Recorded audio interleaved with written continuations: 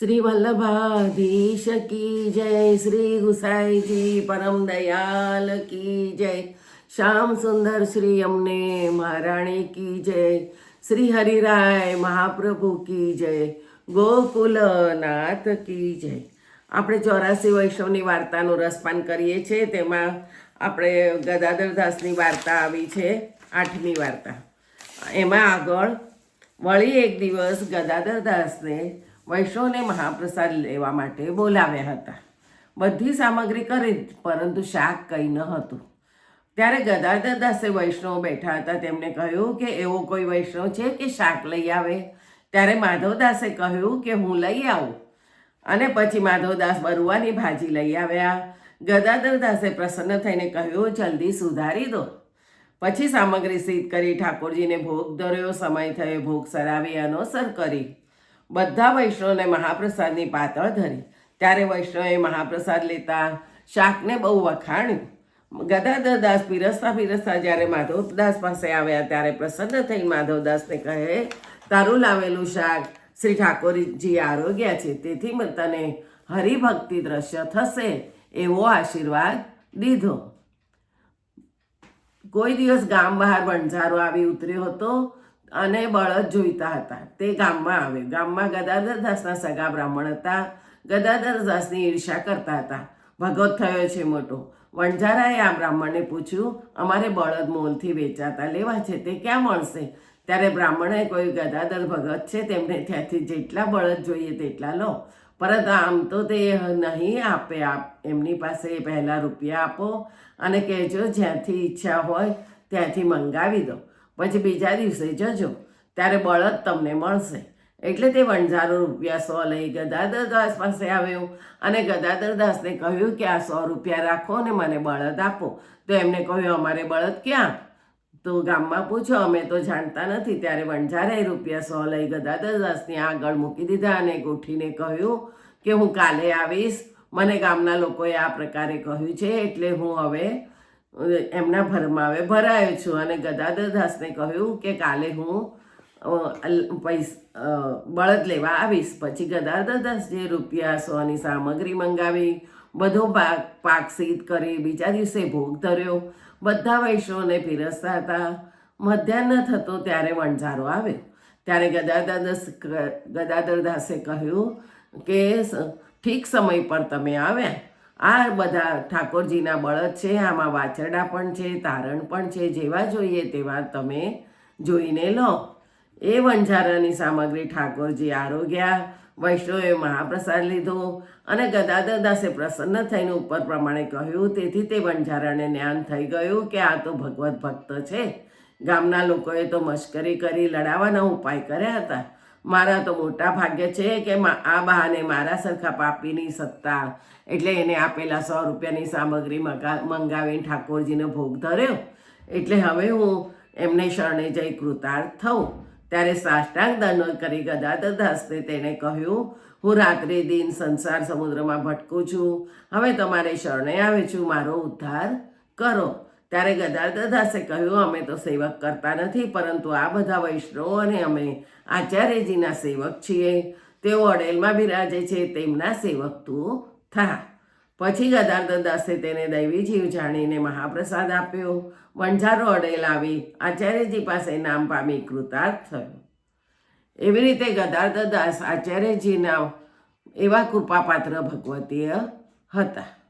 એમના હૃદયનો અગાધ ભાવ છે. વાર્તા 9મી. વેણીદાસ માધવદાસ, 2 ભાઈ ક્ષત્રિય, કડામાં રહેતા. તેમની વાર્તાનો ભાવ. વેણીદાસ વૃષભાનજીના ગાડાનો બળદ છે. તેણે વૃષભ સખાએ સિંગડું માર્યું, તેથી 3 દિવસ સુધી વૃષભ સખા દુઃખ પામ્યા. તેના શાપથી તે પૃથ્વી ઉપર પડ્યા. અને માધવદાસ એ રત્નપ્રભા લલિતાજીની સખી છે.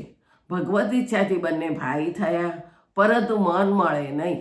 માધવદાસે વેશ્યાઘરમાં રાખી હતી અને તેથી વૈષ્ણવ બધા નિંદા કરતા. વૈશ્યા પણ દૈવી જીવ વૈષ્ણવ હતી. ચંદ્રાવલીની સખી ચંદ્રલતા લીલામાં એનું નામ હતું.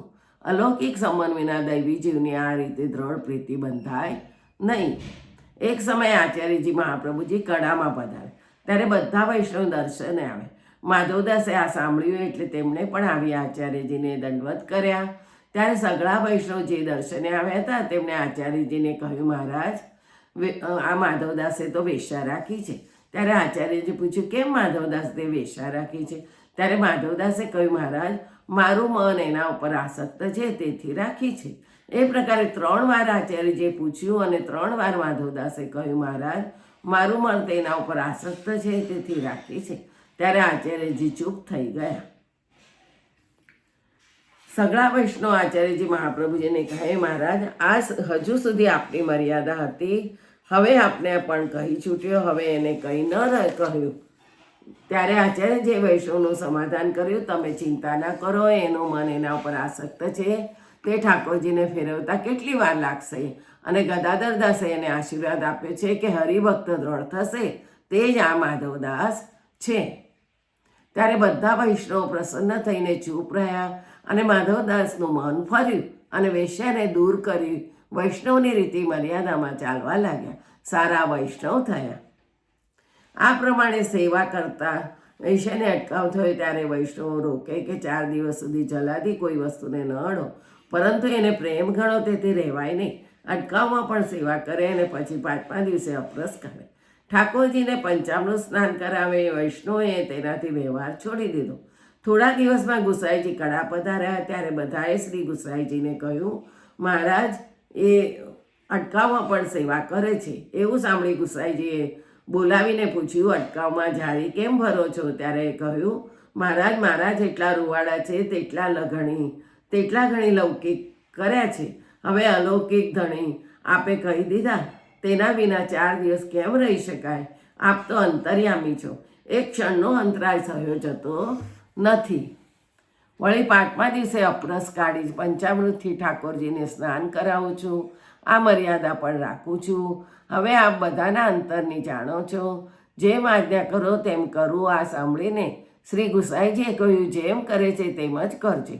એ પ્રકારે એનું સમાધાન કરી ઘરે મોકલી અને કહ્યું, જા, જલ્દી, તારા માટે ઠાકોરજી બેસી રહે છે. ત્યારે દંડવત કરીને ગઈ. શ્રી ગુસાઈજી વૈષ્ણવને કહે કે વેશ્યા જે કરે તે કરવા દો, એને કંઈ કહેતા નહીં અને દેખાદેખી બીજા કોઈ ન કરતા. એના ઉપર ઠાકોરજી એ જ પ્રકારે પ્રસન્ન છે. તમારા ઉપર મર્યાદાથી જ પ્રસન્ન થશે. આ પ્રકારે તે વેશ્યાને માધવદાસના સંગથી પ્રેમ થયો અને માધવદાસ વેણીદાસને મળીને રહેતા એક દિવસ મોતીની માળા બહુ મૂલ્યની વેચવા આવી હતી.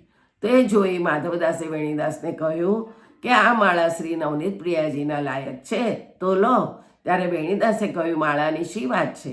અમારે જે કંઈ વસ્તુ છે તે બધી ઠાકોરજીની જ છે ને?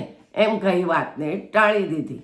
માધવદાસને કહ્યું કે બધું ઠાકોરજીનું છે, ત્યારે ઠાકોરજીને માટે માળા કેમ નથી લેતા?